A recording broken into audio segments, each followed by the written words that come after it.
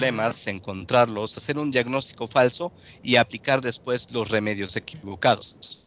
Estos son mis principios y si no les gustan, pues tengo otros. El humor del ácido Groucho Marx para empezar esta sincronía de jueves. Bienvenidos.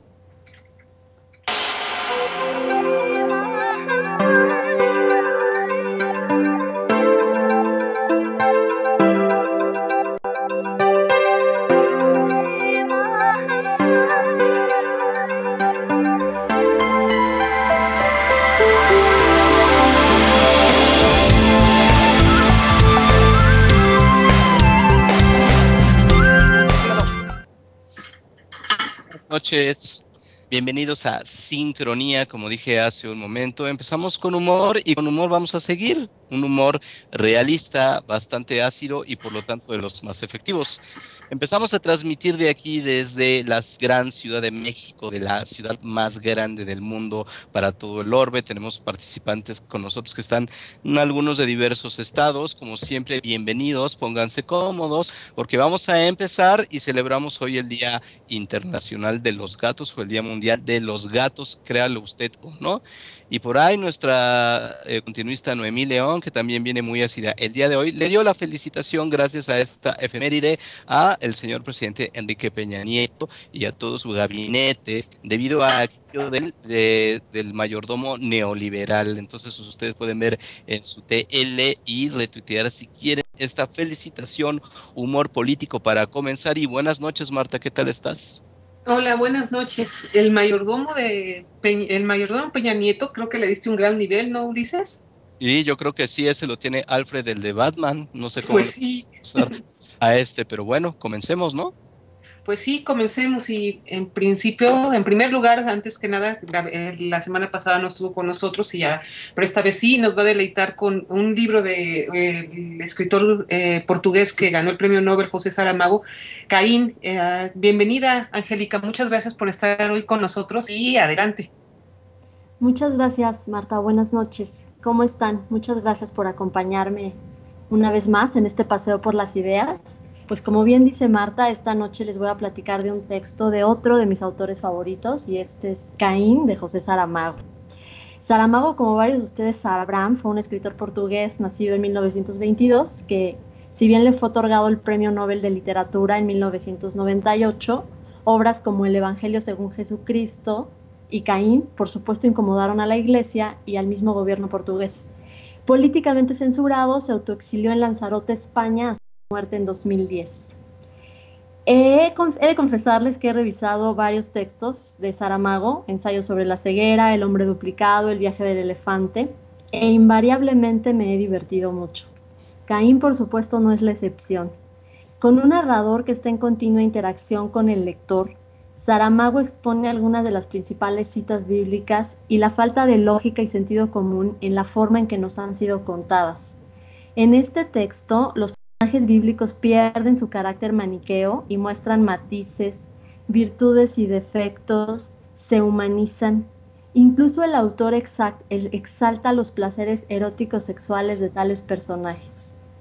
Por ejemplo, la Eva de Saramago es una mujer proactiva y valiente, a pesar de la condena de su creador a ser fiel sirviente de su hombre.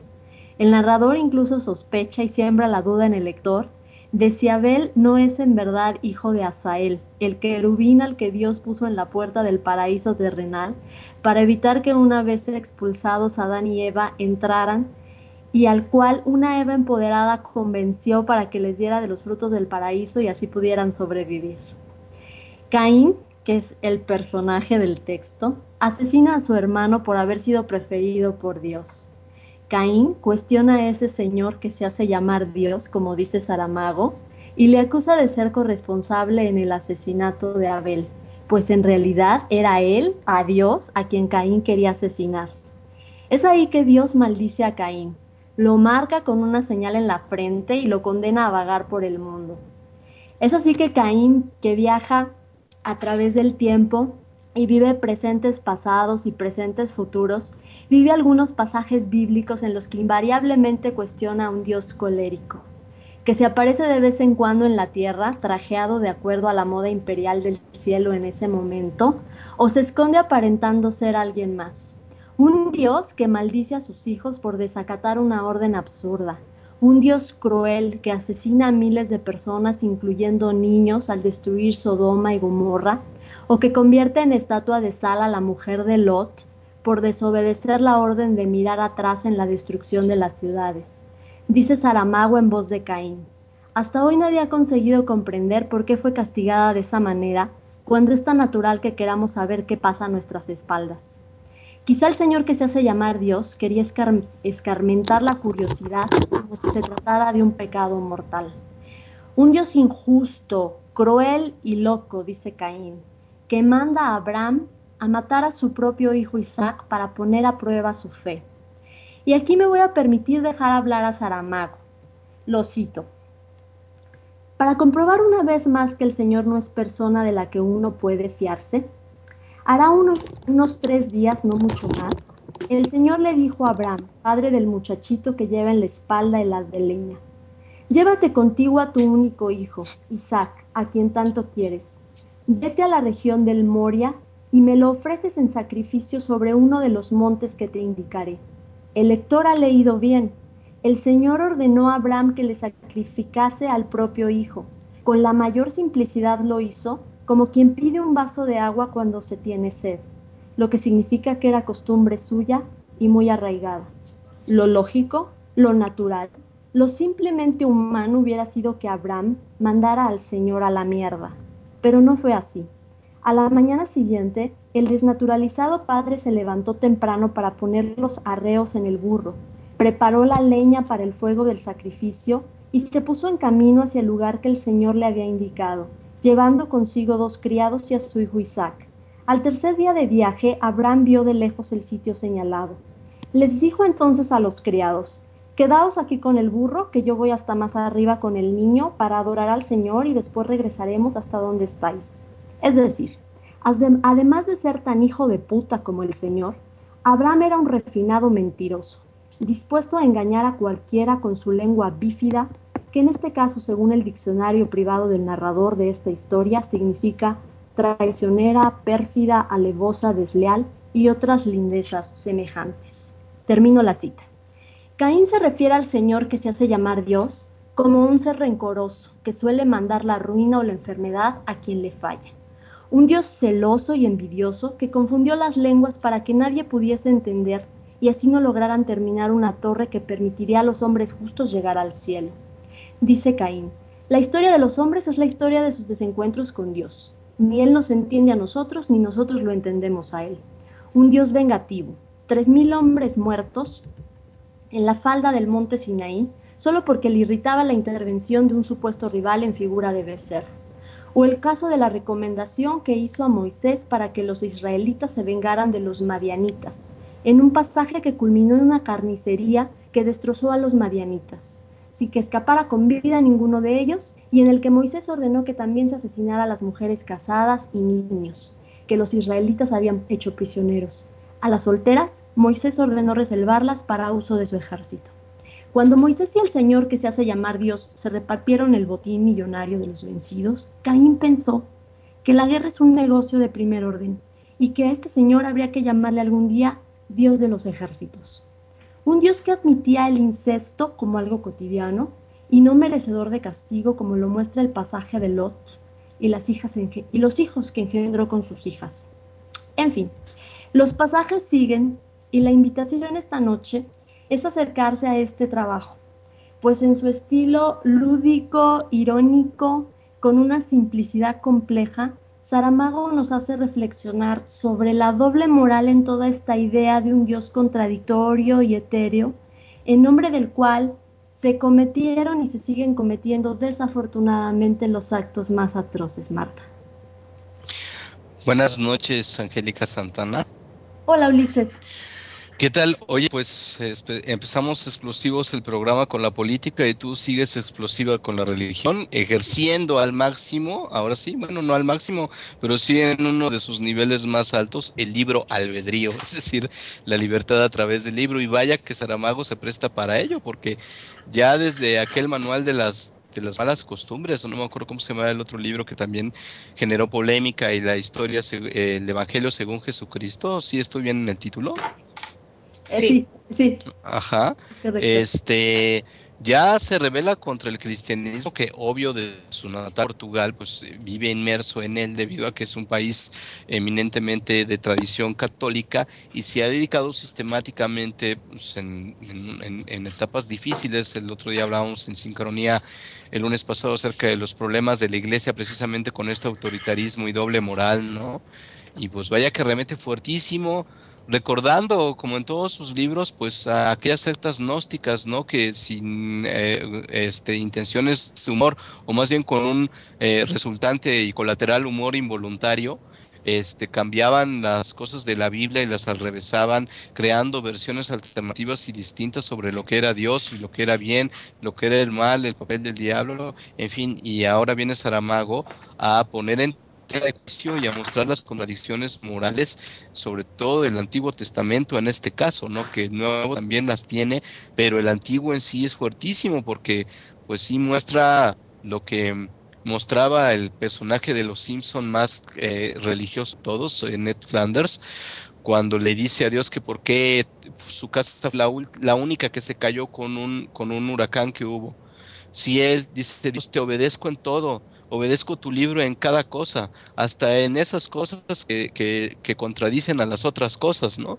Entonces, esta doble faz, ¿no? Que Saramago dice a través de los personajes, llamándole precisamente a Dios, antropomorfizándolo y llamándole como le llamaríamos a cualquier ser humano con actitudes semejantes, perdón, pues es bastante desafiante, pero pues pone el dedo en la llaga y nos lleva a una reflexión radical acerca del judeocristianismo, ¿no, Angélica? Sí, y fíjate que Saramago no, bueno, fue un escritor castigado desde el principio. Él escribió su primera novela, seguramente muchos de ustedes conocen esta anécdota. Bueno, que más que anécdota fue un caso triste porque él escribió Claraboya cuando era aún muy joven y pues la llevó a que se la publicaran y pues nadie se la quiso publicar a pesar de que el contenido no era pues ni remotamente tan subversivo, digamos, tan políticamente incorrecto, tan religiosamente incorrecto como esto, pero él dejó de escribir 4 décadas después de que no le aceptaron, no le publicaron Claraboya. Y bueno, cuando ya era famoso, bueno, él nunca permitió que se le publicara mientras estuvo vivo. Cuando falleció, pues muchísimas casas editoriales querían publicarle este material que en determinado momento lo desistió de hacer pues lo que era la pasión de su vida, que era escribir Oye, durante nada, varias sí, décadas. nada Sí. más antes de que porque Marta creo que también quiere preguntar algo. Nada más este libro que dices es aquel que presentó Saramago con un manual que en el que presentaba la Biblia con un manual de las malas costumbres, ¿fue este? ¿No recuerdas si es el comentario? Claraboya, no, no, No, el, no, el que ese fue estás un comentando. material posterior. No, Ah, Claraboya ok. fue su primer novela y me parece que Ah, tiene que ver, inclusive hay tintes autobiográficos en su primer novela, pero le decían que estaba mal escrita, que él no tenía ok, futuro como escritor, ¿no? Que por eso nadie se claro. lo publicaba. A mí más qué bueno que comentas este de Caín, lo voy a comprar porque se me antojó mucho, porque a mí el que más me gusta de Saramago, más que el ensayo sobre la ceguera, el que más me gusta es el Evangelio según Jesucristo. Y pues porque trata estos temas de una manera, como tú dices, irónica, muy dura, pero esa ironía es la que hace las cosas más implacables y que te llegan más. Y creo que va por el estilo Caín con el Evangelio según Jesucristo, ¿verdad, Angélica? Sí, es sobre esta lógica de, pues no sé, humanizar, desmitificar, quitarle lo maniqueo, ¿no? A toda esta forma en que nos ha sido contada una historia que, aparte de, como bien dice Ulises, pues se ha distorsionado a favor de ciertos intereses. Y bueno, pero lo hace de una forma tan divertida, tan lúdica, que a lo mejor es, como dice Ulises también, un humor ahí involuntario, ¿no? Que tiene que ver con la misma farsa con que se ha tratado estos temas. Pero, pero bueno, por ejemplo, en Caín, el narrador juega todo el tiempo con el lector, todo el tiempo está interactuando y lo cuestiona y regresa. Por ejemplo, Caín, ¿no? Caín anda en el pasado y en el futuro, viendo todos los pasajes bíblicos y todo el tiempo cuestionando. Entonces, o sea, temas tan complejos, digamos, o temas que pudieran ser áridos, pues te lo hace agradable, te lo hace interesante y al mismo tiempo te hace reflexionar. Entonces, son obras muy redondas, son obras complejas pero simples, o simples pero complejas, que vale mucho la pena revisar, Marta. Pero sí, en esta misma lógica de criticar, porque finalmente es una crítica y ácida a esta doble moral, bueno, pues que tanto daño ha hecho a la humanidad, ¿no? Con todas estas nociones e ideas que finalmente tienen toda esta parte del miedo, de traficar con el miedo, como decía Galeano, en las sociedades. Sí, y a lo curioso, bueno, a mí me pasó eso con el Evangelio según Jesucristo, pero no sé si eso suceda también con Caín, pero a mí me pasó algo interesante. Por un lado, me derrumbaba muchísimas cuestiones que uno tiene en la educación judeocristiana que lleva, y me dejó impactada todas estas contradicciones en el Antiguo Testamento, todos los crímenes que se han llevado a cabo en nombre de las religiones, y en ese lado te hace pues cuestionarte muchas cosas, pero por otro lado también por ejemplo, el personaje de Jesús en el Evangelio según Jesucristo, e incluso el del mismo Dios, todos tienen tienen cierta característica que, a pesar de que te hacen descreer por un lado y darte cuenta de todas esas contradicciones, por otro lado te conmueven profundamente, te despiertan a la vez un sentido sagrado, un sentido religioso, o con ganas de, no religioso en el sentido de lo que lo conocemos, sino una conmoción entre que quisieras que existiera eso sagrado, o que sabes que hay algo misterioso que no puedes descubrir a pesar de todo, a pesar de todas las contradicciones que haya en la Biblia, en la jerarquía católica. A pesar de todo eso, no deja de haber ese sentimiento de aspiración a lo sagrado, a lo religioso, pero con profundidad. No sé si de eso pase con Caín, Angélica. Qué interesante, fíjate que a mí me pasó exactamente lo contrario, o sea, como todos estos personajes están como humanizados, los plantea como que le quita la parte ilógica, que de repente cosas que pareciera que sucedieron en automático, Saramago las desglosa y un poco se ríe, ¿no? De la parte ilógica de estos planteamientos, que a mí me sucedió exactamente lo contrario, que tiene que ver con ver a estos personajes desde el punto de vista humano. Por ejemplo, me pasó mucho con Caín, ¿no? O sea, Caín de repente se siente arrepentido por haber asesinado a su hermano, pero dice, bueno, lo hizo por un motivo que tuvo que ver, hay o sea, como un sentimiento muy, muy humano de que sintió que era preferido Abel por Dios. Entonces, como una parte ahí de la rivalidad que existe entre hermanos, o sea, sentimientos muy humanos, ¿no? Muy, muy, muy terrenales, digamos. Entonces, a mí, curiosamente, con Caín me sucedió lo contrario. Y aparte, esta narrativa que es tan simple, ¿no? Tan como cotidiana, tan como de juego, tan como que de repente te dice Saramago, bueno, si el lector no entendió, no importa, porque el narrador tampoco se explicó muy bien, ¿no?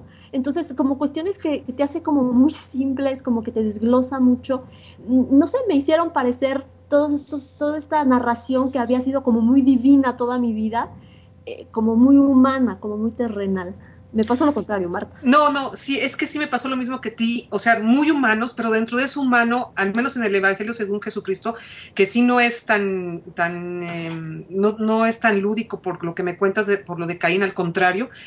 Sí, exactamente, los humaniza, pero dentro de eso humano hay una dimensión misteriosa, que al final te deja con muchísimas preguntas que obviamente toda la narrativa de la Biblia no te la puede contestar, pero sigue habiendo ese misterio, y eso es lo que ese sentimiento, esa experiencia religiosa, pero no en la religión de lo que nos han contado siempre. En ese humano es donde se halla ese misterio que, a pesar de todo lo que se haya descubierto, a pesar de todo lo que se haya derrumbado desde el punto de vista de la Biblia, de la religión institucionalizada, sigue existiendo. A eso me refiero, dentro del humano, esa parte misteriosa y sagrada, pero en otro sentido, no en el sentido que nos lo han querido decir.